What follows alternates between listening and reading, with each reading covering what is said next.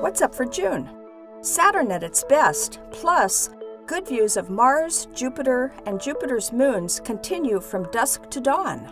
Hello and welcome. I'm Jane Houston Jones at NASA's Jet Propulsion Laboratory in Pasadena, California. You don't have to stay up late to see Jupiter, Mars, and Saturn this month because they're all visible soon after sunset. Jupiter is the brightest of the three, visible in the western sky all evening. The 4 Galilean moons are easily visible in binoculars or telescopes. If you think you're seeing 5 moons on June 10th, you're not. One of them is a distant star in the constellation Leo. For telescope viewers, the time near Mars's closest approach to Earth, May 30th this year, is the best time to try to see the 2 moons of Mars, Phobos and Deimos. It takes patience, very steady skies, and good charts. I saw both moons in my telescope at Mars opposition in 2003.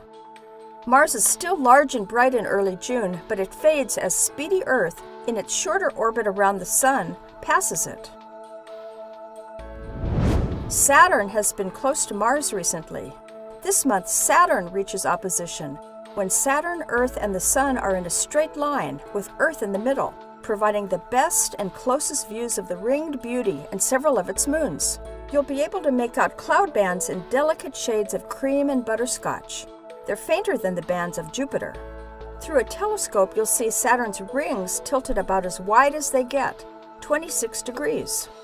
You'll also have a ringside view of the Cassini division, discovered by Giovanni Domenico Cassini, the namesake of NASA's Cassini spacecraft, orbiting Saturn since 2004 and continuing through September 2017. When you look at Saturn through a telescope, you can't help but see several of its 4 brightest moons, and maybe more. If you see just one, that's Titan, 50% larger than our own moon. A telescope can also reveal more moons, like Saturn's 2-colored moon Iapetus. It takes 3 months to orbit Saturn, and it's fairly easy to see. There's a bright comet visible this month, Comet Pan-STARRS. It's best seen from the southern hemisphere, but it's also visible in the U.S., low in the morning sky.